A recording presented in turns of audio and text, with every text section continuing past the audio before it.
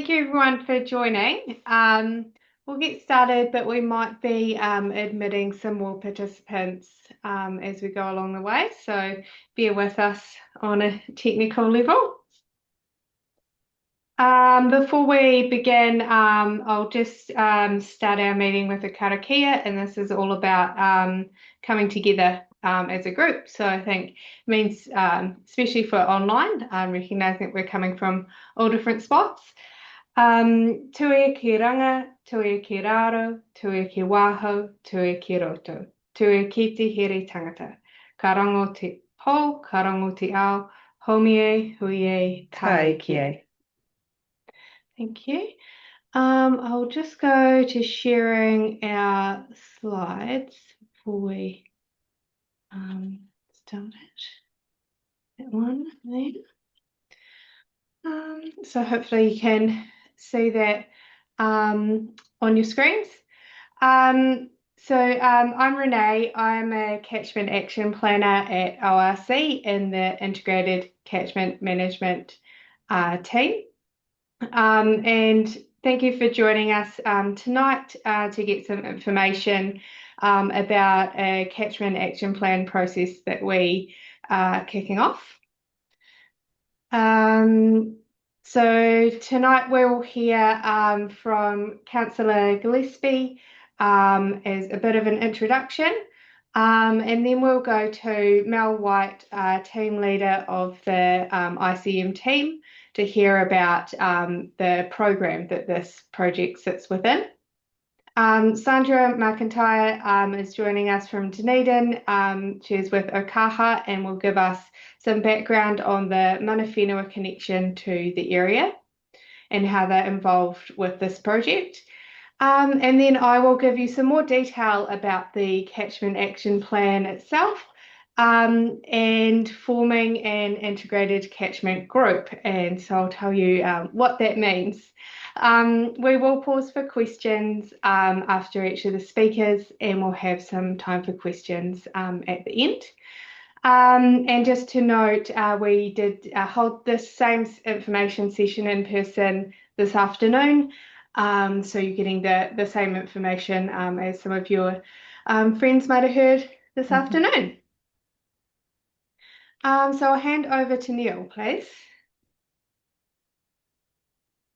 Thank you, Renee. Kia ora, everybody. The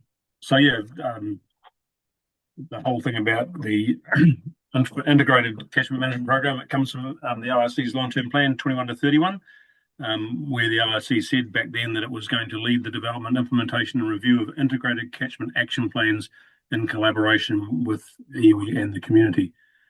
So, as you probably all know, I'm new to the Regional Council, so I'm learning a lot as I go in this process as well. So it's good for me to understand that the whole about integrated catchment management is a whole of ecosystem environmental management approach that uses the catchment as the unit of management. And I'm sure that those on the call probably are already aware of some of that already with the work that you've previously done. The key thing to me about this is that it's a non-regulatory plan and process that integrates all interested parties to work together and to develop shared values and agreed actions across the environment. In an environment we know where we don't always agree. So it's a good starting place, and you're going to hear later on from the team about what's already happened and the success of where we are already going forward. So this is an opportunity for those on the call and others that are yet to join in to become part of the team that will shape the future of the inland Mata'o Clutha environment. And I think that it's pretty clear to me that more people we have involved, the better in terms of making the connections that we've got for our communities, mana whenua, science and the agencies, making them better. And I suppose the left and right hand knowing what everybody's doing. And then, planning is all very well, but you've got to turn that into practical delivery, and you'll hear also about how some of the successes that are already happening in the likes of the Caplins already with the cap they've got down there. And also the opportunity for us to, I guess, align the efforts that we're all making in the various spaces and get a greater impact. Looking to make sure that we do have healthier water, biodiversity and climate resilience across the whole of our catchments. So while we're doing this one as the inland Mata'o Clutha, It's about then bringing the across all of the catchments that we're doing action plans for. I think the key thing too going forward is that the community is going to lead this at the end of the day, and the regional council and its team are going to support it and be the enablers of coming up with a plan at the end of the day, and we can then from that get better coordination and also investment. And yes, some of the stuff will have a cost, but we'll identify what we need to do first before we work out how and who might be paying for that. And the thing that has happened that might be news is that this is an accelerated program now. The council decided at its March meeting in Clutha that it would accelerate the program to get these plans up and running quicker, and you'll hear about that a bit further on in the presentation as well. But hopefully we'll get the expectations to have a clearer and faster pathway to getting environmental outcomes that actually matter locally. So that's the key thing. So I commend you for being part of the start of that journey, and looking forward to the rest of the presentation and some of your questions. So yeah, kia ora team, I'll hand over back to Renee. Thank you. And next we'll hear from Mel. Kia ora tātou, ko Melanie White tōku whenua. Just want to make sure everybody can see and hear okay. If you can't, just put your hand up or something, or if you've got a question, please put your hand up. I'm just going to do a very brief and broad overview of what the Integrated Catchment Management Program is doing and trying to achieve. So integrated, the three words, integrated catchment and management. The catchment is the unit, as Councillor Gillespie said, it's the unit of space, the geographic boundary that we're using for the catchment action plans. And in this case, it's actually 3 catchments, which are sub-catchments of the Mata'o, Clutha. So the 3 sub-catchments that we're going to involve in this plan are the Manuherekia, the Roxburgh, and most of the Dunstan. So those 3 sub-catchments that run into the Mata'o are the geographic boundary, so the catchment area for this catchment action plan.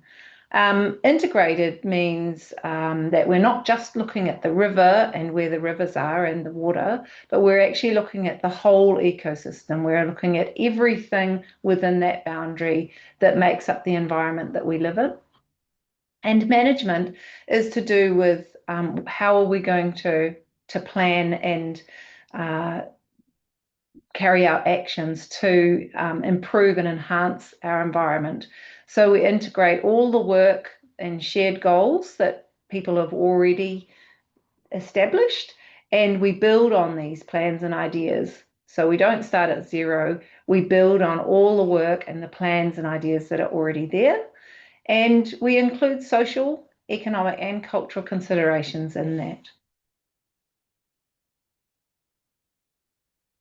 So although we use a catchment as the unit, the boundary, the geophysical boundary, we do include all these other things in our catchment action plan, and we consider all these things: primary production, wetlands, recreation, tourism, all the things that happen and the activities inside that area. And we do this because we acknowledge that that the people in that area are supported by the environment. And so if we want healthy, happy people, we need to have a healthy environment.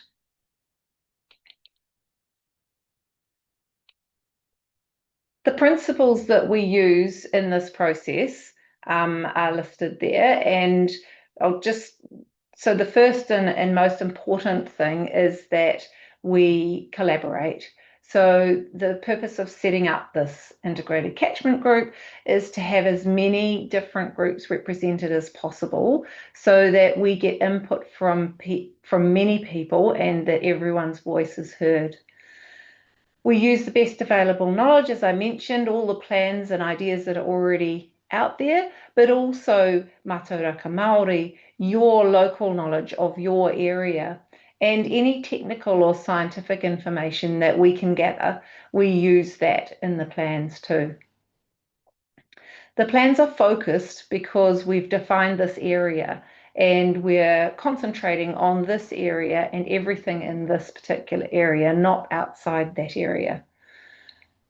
They're accountable and adaptable in the way that when we have a plan and you guys have all agreed on some actions that you want to carry out to improve and enhance your environment, you can then look at it and say, have we done what we set out to do? And do we need to change things and adapt so that we are actually reflecting the aspirations of our community well? And so through that, ICM and the catchment action plans are a process where people can develop goals and agree on shared values and behaviours, make good decisions with all the information that we provide, and act together to manage the natural resources of their catchment. So their catchment is getting healthier and the people get healthier. As Councillor Gillespie alluded to, our program has been accelerated. In March, we went to Council with a proposal to accelerate the program, and this was asked for by Council in June in 2025.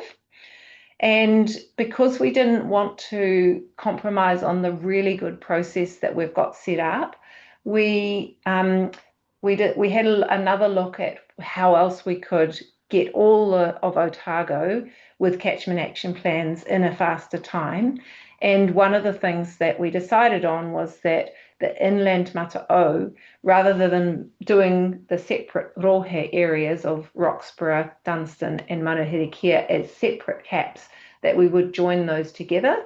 So the Mata'o has 3 catchment action plans, one in the Upper Lakes, which you'll see there has already been completed and endorsed, one in the inland Mata'o and one in the lower Mata'o. And so it's the inland Mata'o that's your area, and we're getting started with that now.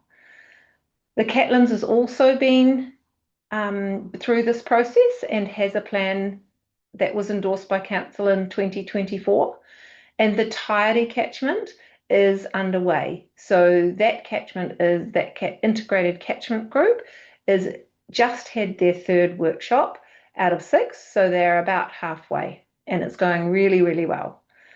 Dunedin and Coast will be starting next month, early next month, so it'll be running alongside the Taieri and then also the inland and lower Mata'o.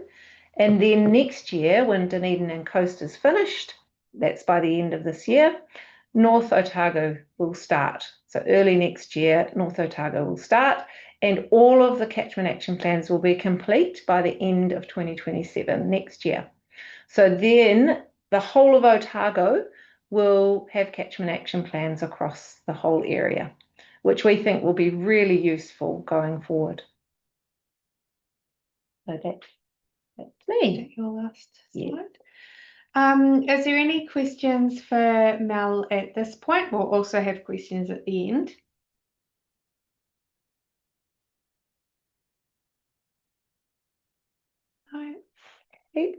Just unmute yourself and ask a question if you have one, or you can pop a question into the chat, and we do have a few team members that can monitor the chat for us today and speak up if we've got something in there.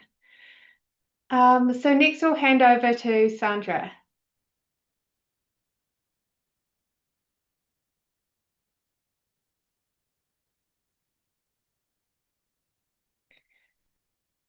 Do we have you there, Sandra? Sorry, forgot I was on mute. Rookie. Rookie mistake. Yay. I shouldn't be making those mistakes. Kia ora, I'm Sandra McIntyre. For those of you who don't know me, I'm a planner and I work for Okaha, which is an agency that's owned by the Runaka of Kaitahu, Ngaitahu in Otago. And I'm just going to talk to you a little bit about the connection of Kaitahu to the Mata'o Clutha. This is a really significant river, not only to Kaitahu in Otago, but also to kaitahu in Southland. There are shared interests in the whole of the river across there, and there's a lot of values associated with the river and a whole lot of layers in those values. So I'll just touch on some of the most important tonight. The first thing is that the quality of the water in the river is very highly valued because the river rises essentially from the ancestral mountains in the Southern Alps. So the rivers and the lakes that rise from the mountains then feed into the Mata'o, and that the purity of its source is something that the Rūnaka value all the way down the river. Another, I guess, fairly obvious thing about the river is that it's a really big river. Before the dams were put in there, it was a big navigable river, and it's sort of been pretty much State Highway 1 for Ngāi Tahu in the south, as well as the main stem of the river being an important travel route. Some of the tributaries have also been important as well, notably the Lindis and the Manuherekia, which have provided connections through from, the Lindis providing connections through from towards the Waitaki and north, and the Manuherekia providing pretty direct connections through from Dunedin and North Otago in that area. And those routes were really important, not only for the sort of seasonal harvest of food and other materials, but also for maintaining trade in those food resources, and also the trade in pounamu from the west coast, and also for just maintaining the connections and the relationships between different communities. So it's a big part of the history of Ngāi Tahu because of all of those uses. The harvest of food and materials, which, if anyone doesn't know, is referred to as mahi kai, is a really central part of the Ngāi Tahu identity, and the tributaries and the wetlands of the Mata'o were really valued as sources of those materials and food. And although there has been a lot of modification of those resources, it is still really important to Ngāi Tahu, and they have a strong desire and a strong obligation to sustain what's left and to be able to enhance and restore some of that wealth of resources that has been lost. And I guess that's a key point as well, is that while there have been a lot of modifications to the river and to its catchments, the fact that there have been changes in the river doesn't diminish the connection to the river. That remains even when it has been changed, and alongside that connection, the obligation to look after the life and health of the river and the catchment, including the terrestrial vegetation, indigenous vegetation, and those and the I guess the ancestral landscapes, that still remains really important to Ngāi Tahu. The Ngāi Tahu has a very strong understanding of the interconnectedness of all the parts of the environment, and that how we manage the different parts of a catchment is going to reflect on the health of the catchment as a whole. So they have a very holistic approach to environmental management, and the approach that is being taken in this ICM process really resonates with that, and that's, I guess, one of the key reasons that Ngāi Tahu have got involved with ORC in this ICM program. It's because they see that that's this is the way we should be looking at how we manage those catchments. for our future generations. So that's very brief. But does anyone have any questions? Just check this question in the chat. No, we're all good. Okay. I see the chat. Is there any questions for Sandra? You'll just need to unmute yourself or pop your question in the chat. Everybody's being too polite. We'll have some time at the end also. So we'll crack on. Right, so I'm up next. I'm going to give you some information, a bit more detail about the catchment action planning process and forming a group. So as I mentioned before, I'm Renee, and at ORC my job is a catchment action planner. And what that means is a big part of my job is bringing a group of people together from these catchment areas throughout Otago and facilitating a series of workshops and to come out with a plan to take to council, and that's kind of our first step. So we go on from there, and I'll explain that in a moment. The map on the screen at the moment shows the area defined for the Inland Mata'o Clutha Catchment Action Plan. So this is a large and diverse landscape. This area includes the Nevis and the Lindis catchments, Ida Valley round through Manuherekia, and the main stem of the Mata'o Clutha through Cromwell and Alexandra, through Roxburgh, down to Miller's Flat and down to Rays Junction. And essentially this is the central Otago district portion of the Clutha watershed. As Mel mentioned earlier, we have completed the Upper Lakes Catchment Action Plan, and that covers the QLDC area. And we're also kicking off the Lower Mata'o Clutha Catchment Action Plan and running 2 plans in parallel with separate groups and separate plans at the end. But that will give us coverage over the whole Mata'o Clutha catchment. And these plans will start to click together as we get to that point, so we can look at the landscape from mountains to sea.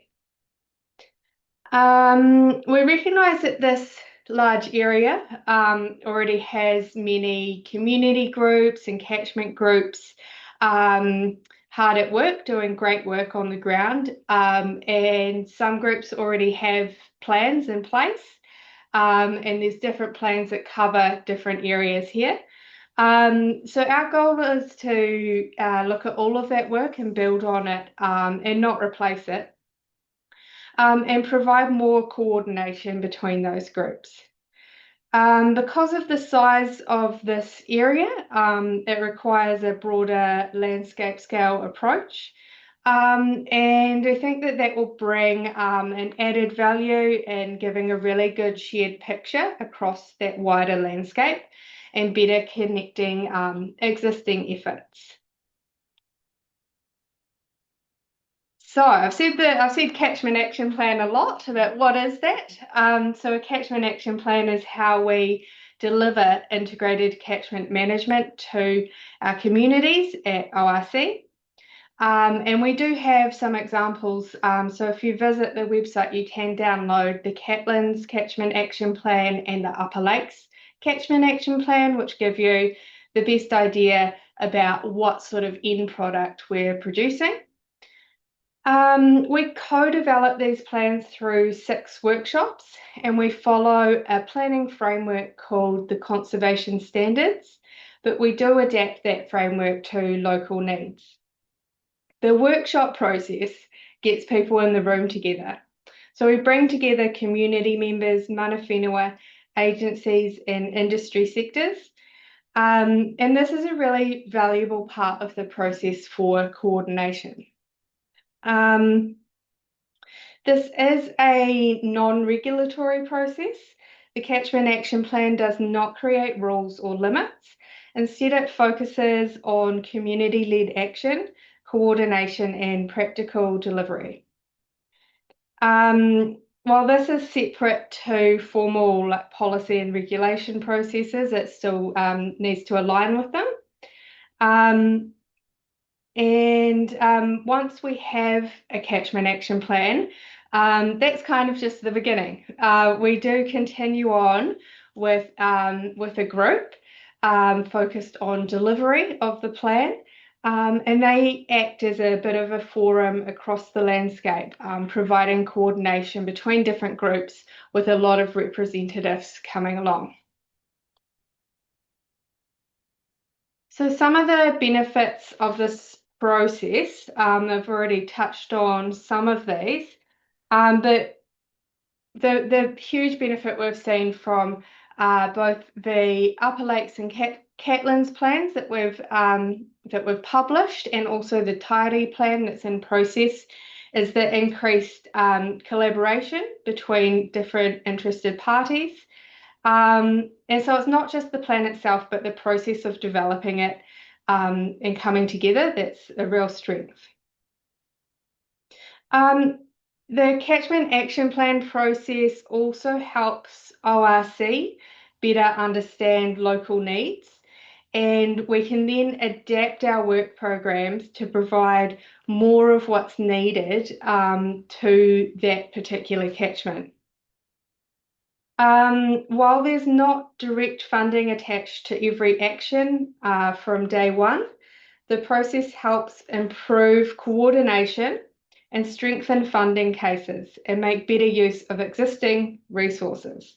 So while the plan itself doesn't directly fund projects, it creates stronger pathways for delivery.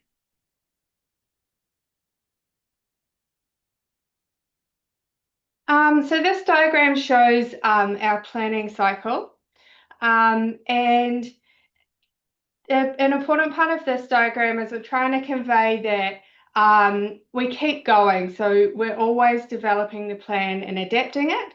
You can see the 3 green circles there, each represent 2 workshops in our 6 workshop process.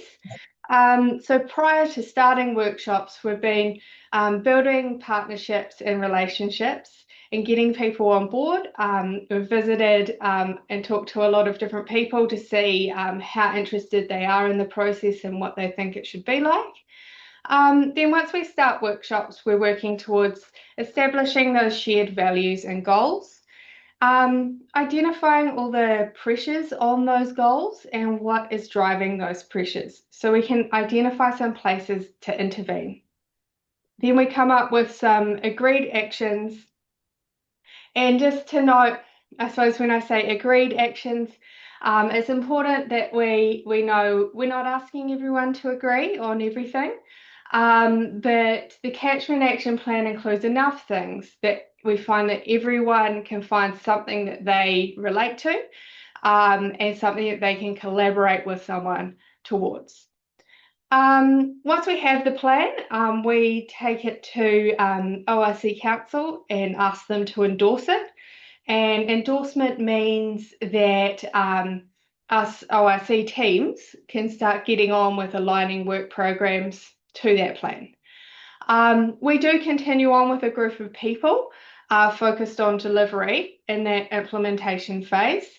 And whilst that's happening, we are monitoring how we're going with the plan and what impact we're having, and adapt to the plan wherever we need.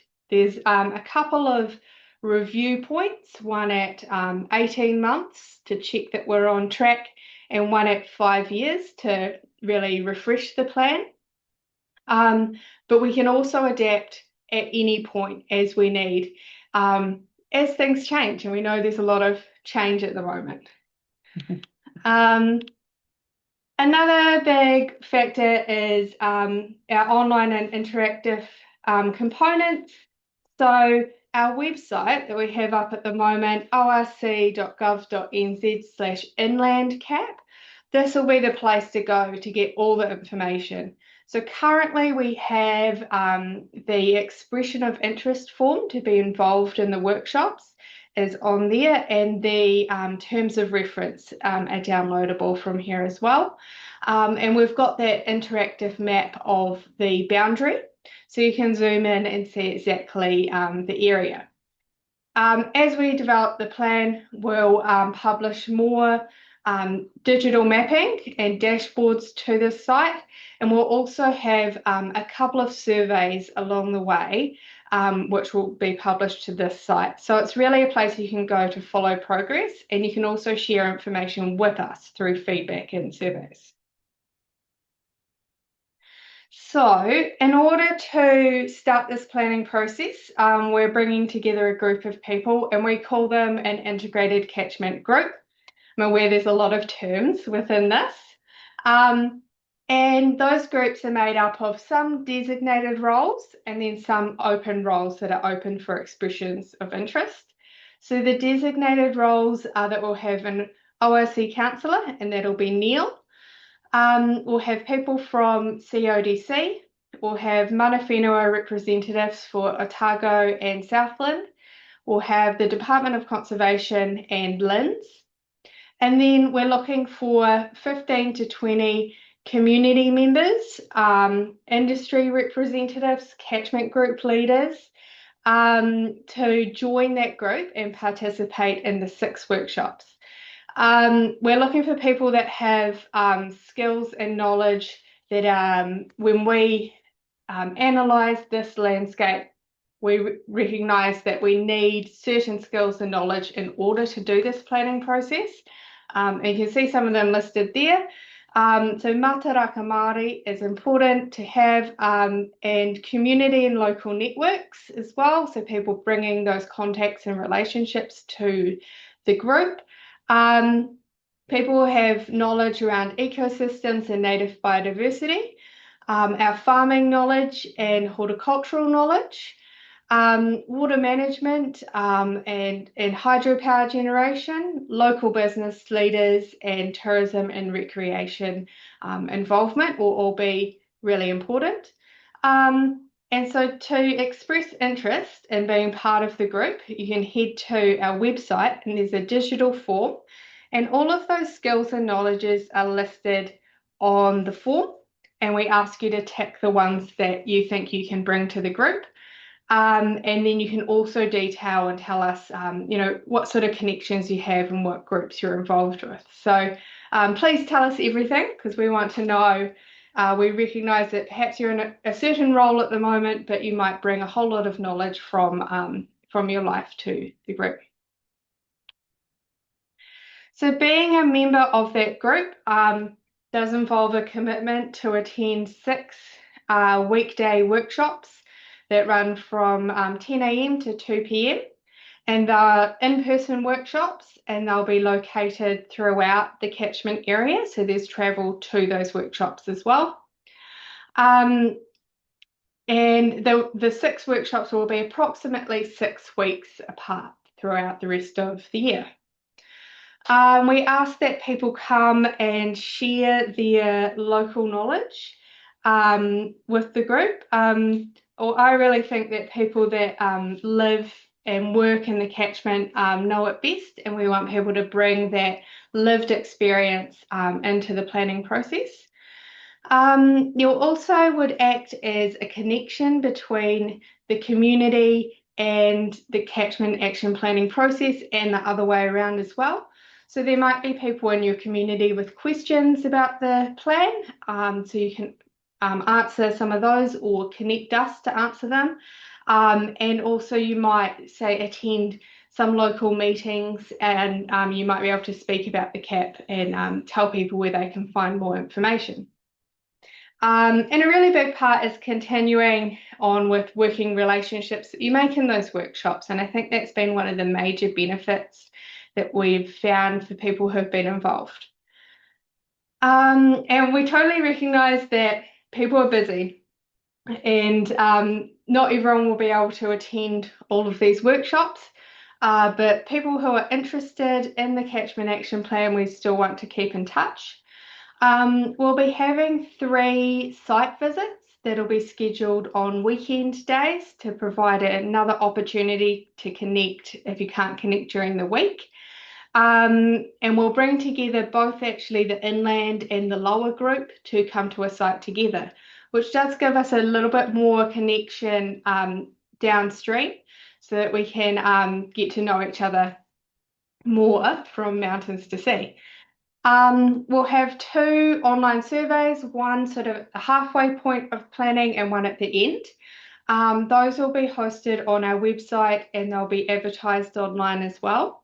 But if you would like to get those, please let us know your email. If you haven't already received an email from us, you can email us at icm@orc.gov.nz. And we'll let you know when those surveys are ready and when those site visits are happening. We are also really keen to talk to you at any point. If you are wanting to get involved in the process but can't attend the workshops, I'm happy to meet with you and listen to everything that you know about, which would be fantastic. So you can always get in touch with us via this email here. So some important dates, those expressions of interest close on the 27th of May. We do note that's kind of a tight time frame as we're in this accelerated process. If you perhaps are a member of a group that wants to get involved and you're not sure who's going to attend yet, but you want to be involved, feel free to fill out the form as your group. There's some room at the end where you can list a few alternative contacts. So another option is also that you might nominate 2 people and they might alternate. So we're flexible for that. And then membership will be approved in early June. We can take sort of 15 to maybe 20 people, making sure that we get all of that skills and knowledge. And then we'll let people know whether they are part of the group. And the first workshop will be happening on the 29th of June in Cromwell. That is everything from me. I'll just leave that information up. Did we have any questions?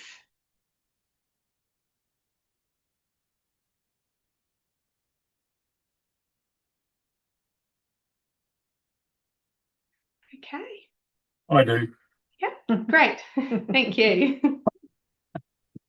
It just occurred to me, you talked about having someone else take your place type thing, but what if along the path a group becomes evident or an individual ever comes to light that wasn't picked up in the EOIs and stuff like that? How do we cover that off? We find a way to hear what they've got to tell us? Yeah, so we're happy to meet with groups and provide a way for them to input into the planning process. In terms of joining the integrated catchment group, if we do have a specific skill or knowledge that isn't represented in the group from the start, we'll still seek to fill those gaps. So it's a little bit see how we go. I will note that with the Upper Lakes process, we did actually end with more people than we began with. So we did gather people up along the way as we got momentum, and we did have room for that in terms of the numbers. So it depends a little bit whether the workshops are full up or not. Yeah, cool. We're always happy to meet for a cuppa and get to know what's happening in the catchment. Just to add to that too, is there's always the opportunity at the end, once the cap is complete, there's another expression of interest period that goes out to form the governance and delivery group, which is the group that kind of carries the plan from its completion forward. So there's another opportunity for people to have input and be involved at that point. And I guess that's one of the key things that come out of the other session that we had was the starting point, and that this is the information and knowledge that we have is going to be contributing to where we start from. We're not starting with a clean slate. We're not going to build on what we already know. And while the regional council and the team have got a really good feel for what that is, the people that are going to get involved in this are going to be able to make sure we've got the right information and anything that we haven't picked up on, which I think is really, to me, is a key point going forward, so we can make sure we get all the information we need. Yeah, thank you. Okay. Right, I'll just check the chat. No more questions there. Right, so if we don't have any further questions, I'll just wrap us up with a karakia to finish. Ao ki te rangi, ao ki te nuku, ko te kawa ora, tehe mori ora, which means peace to the universe and peace to the earth. May we all enjoy it together. Wonderful. Yeah. Thank you so much for joining. Thank you, everyone. Really appreciate you coming. Ko Māori e. Thank you. Well done.